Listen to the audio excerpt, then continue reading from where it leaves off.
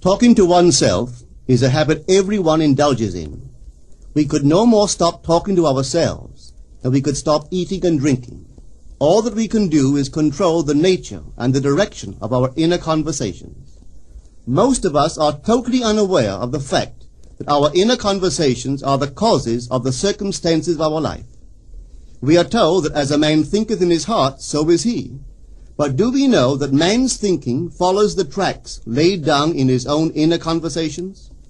To turn the tracks to which he is tied in the direction in which he wants to go, he must put off his former conversation, which is called in the Bible the old man, and be renewed in the spirit of his mind. Speech is the image of mind. Therefore, to change his mind, he must first change his speech. By speech is meant those mental conversations we carry on with ourselves. The world is a magic circle of infinite possible mental transformations, for there are an infinite number of possible mental conversations. When man discovers the creative power of inner talking, he will realize his function and his mission in life. Then he can act to a purpose. Without such knowledge, he acts unconsciously. Everything is a manifestation of the mental conversations which go on in us without our being aware of them. But as civilized beings, we must become aware of them and act with a purpose. A man's mental conversations attracts his life. As long as there is no change in his inner talking, the personal history of the man remains the same. To attempt to change the world before we change our inner talking is the struggle against the very nature of things. Man can go round and round in the same circle of disappointments and misfortunes, not seeing them as caused by his own negative inner talking, but as caused by others. This may seem far-fetched, but it is a matter which lends itself to research and experiment. The formula the chemist illustrates is not more certainly provable than the formula of this science by which words are clothed in objective reality. One day a girl told me of her difficulties in working with her employer. She was convinced that he unjustly criticized and rejected her very best efforts. Upon hearing her story, I explained that if she thought him unfair, it was a sure sign that she herself was in need of a new conversation piece. There was no doubt but that she was mentally arguing with her employer, for others only echo that which we whisper to them in secret. She confessed that she argued with him mentally all day long. When she realized what she had been doing, she agreed to change her inner conversations with her employer. She imagined that he had congratulated her on her fine work, and that she, in turn, had thanked him for his praise and kindness. To her great delight, she soon discovered that her own attitude was the cause of all that befell her. The behavior of her employer reversed itself. It echoed, as it had always done, her mental conversations with him. I rarely see a person alone without wondering to what conversation piece is he tied. On what mysterious track is he walking? We must begin to take life consciously, for the solution of all problems lies just in this. The second man, the Lord from heaven in all of us, is trying to become self-conscious in the body, that he may be about his Father's business. What are his labors? To imitate his Father, to become master of the Word, master of his inner talking, that he may mold this world of ours into a likeness with the kingdom of love. The prophet said, "Be ye imitators of God as dear children." How would I imitate God? Well, we are told that God calls things that are not seen as though they were seen, and the unseen become seen. This is the way the girl called forth praise and kindness from her employer. She carried on an imaginary conversation with her employer from the premise that he had praised her work, and he did. Our inner conversations represent in various ways the world we live in. Our individual worlds are self-revelations of our own inner speech. We are told that every idle word that men shall speak, they shall give account thereof.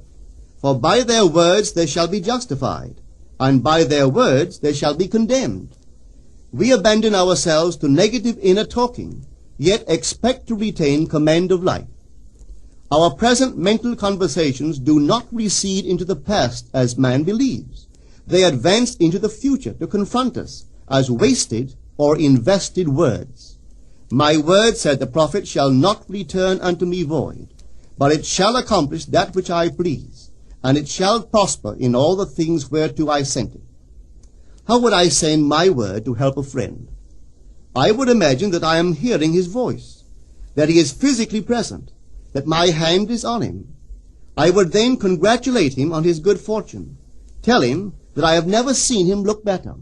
I would listen as though I heard him. I would imagine that he is telling me he has never felt better, he has never been happier. And I would know that in this loving, knowing communion with another, a communion populous with loving thoughts and feelings, that my word was sent, and it shall not return unto me void, but it shall prosper in the thing whereto I sent it.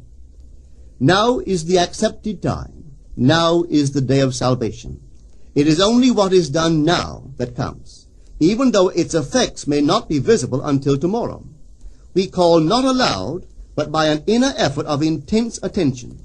To listen attentively, as though you heard, is to create. The events and relationships of life are your word made visible.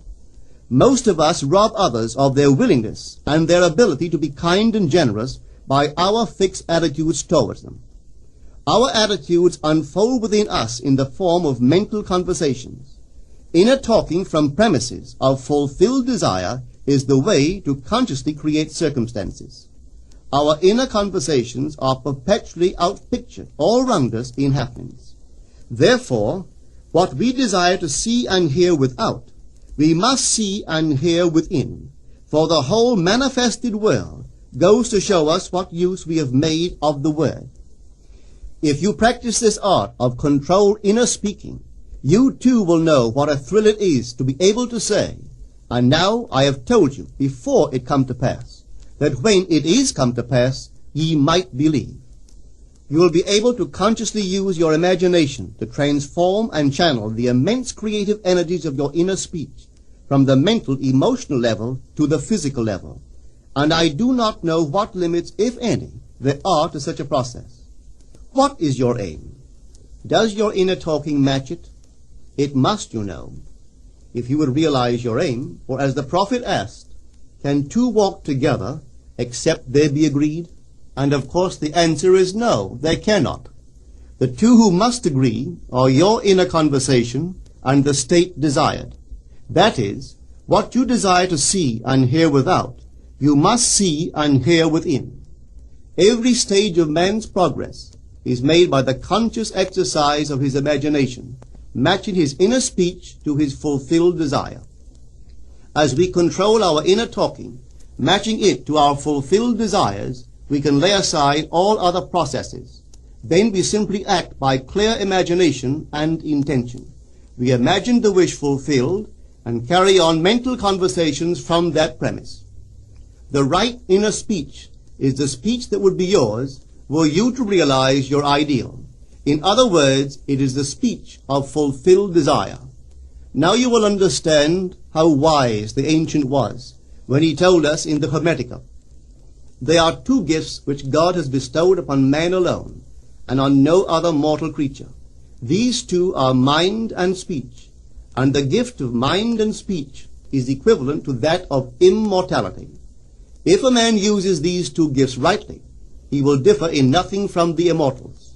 And when he quits his body, mind and speech will be his guides, and by them he will be brought into the troop of the gods and the souls that have attained to bliss. With the gift of mind and speech, you create the conditions and circumstances of life. In the beginning was the Word, and the Word was with God, and the Word was God.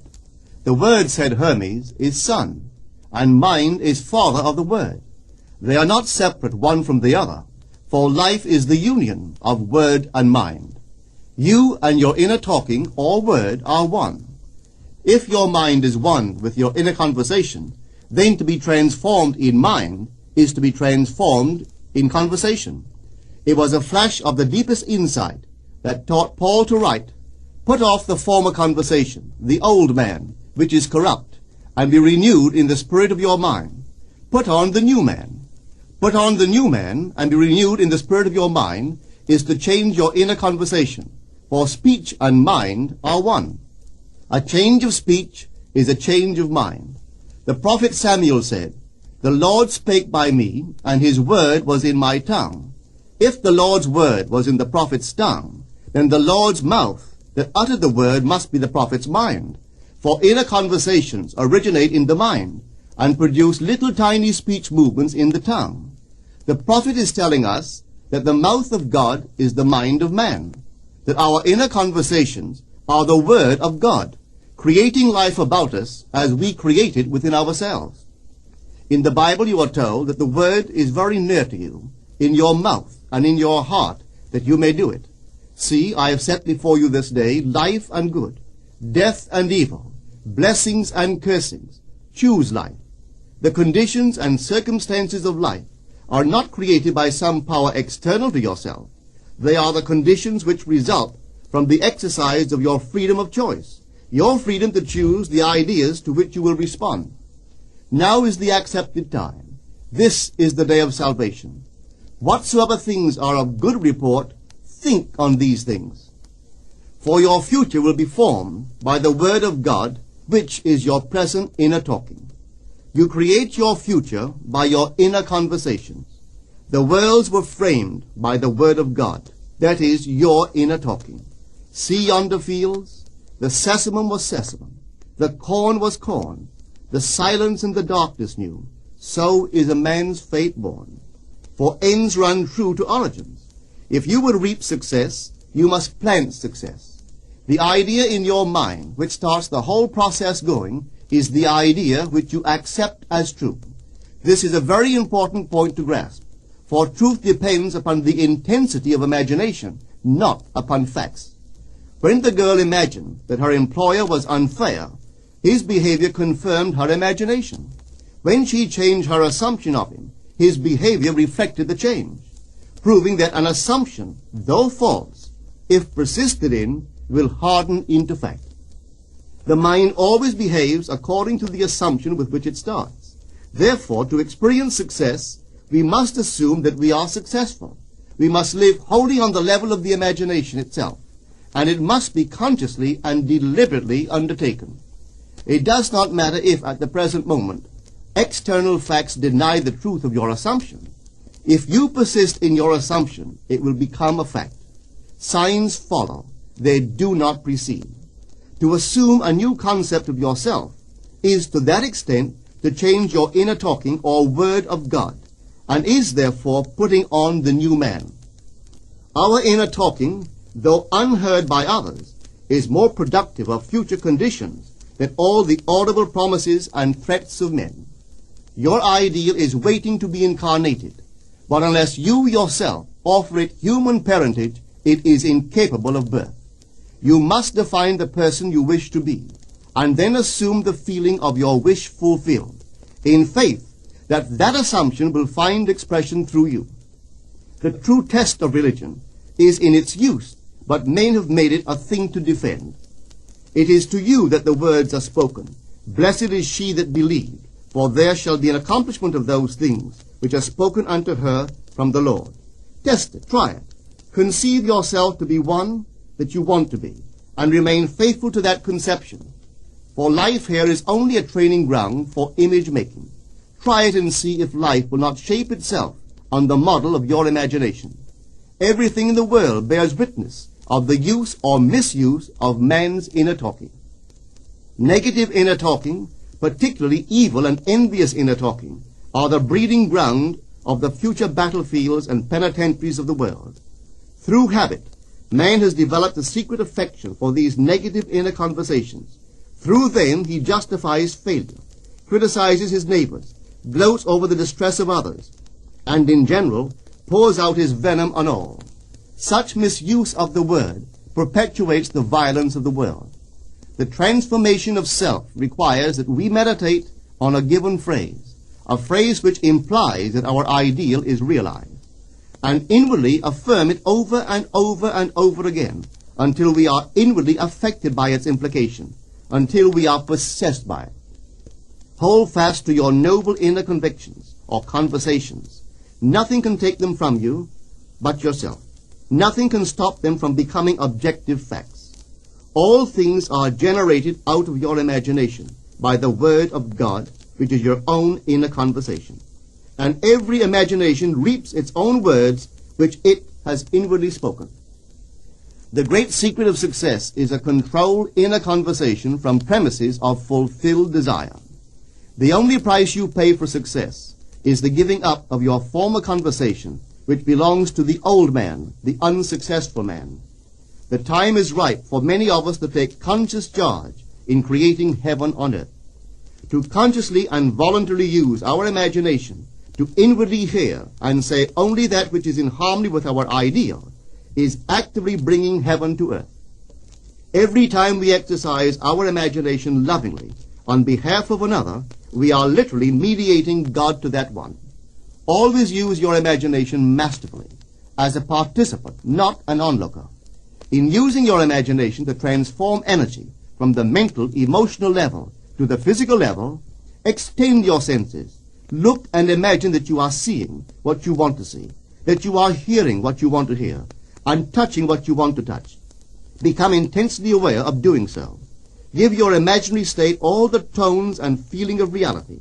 Keep on doing so until you arouse within yourself the mood of accomplishment and the feeling of relief. This is the active, voluntary use of the imagination, as distinguished from the passive, involuntary acceptance of appearances. It is by this active, voluntary use of the imagination that the second man, the Lord from heaven, is awakened in man. Men call imagination a plaything, the dream faculty, but actually it is the very gateway of reality. Imagination is the way to the state desired. It is the truth of the state desired, and the life of that state desired. Could you realize this fully, then would you know that what you do in your imagination is the only important thing. Within the circle of our imagination, the whole drama of life is being enacted over and over again. Through the bold and active use of the imagination, we can stretch out our hand and touch a friend 10,000 miles away and bring health and wealth to the parched lips of his being. It is the way to everything in the world. How else could we function beyond our fleshly limitations? But imagination demands of us a fuller living of our dreams in the present. Through the portals of the present, the whole of time must pass. Imagine elsewhere as here, and then as now. Try it and see. You can always tell if you've succeeded in making the future dream a present fact by observing your inner talking. If you are inwardly saying what you would audibly say, were you physically present and physically moving about in that place, then you have succeeded.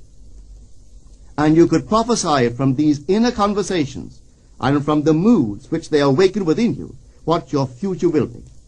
For one power alone makes a prophet, imagination, the divine vision. All that we meet is our word made visible, and what we do not now comprehend is related by affinity to the unrecognized forces of our own inner conversations and the moods which they arouse within us. If we do not like what is happening to us, it is a sure sign that we are in need of a change of mental diet. For man, we are told, lives not by bread alone, but by every word that proceeds from the mouth of God. And having discovered the mouth of God to be the mind of man, a mind which lives on words or inner talking, we should feed into our minds only loving, noble thoughts. For with words or inner talking we build our world. Let love's lordly hand raise your hunger and thirst to all that is noble and of good report, and let your mind starve ere you raise your hand to a cup love did not fill, or a bowl love did not bless, that you may never again have to say, "What have I said? What have I done?" O all-powerful human word.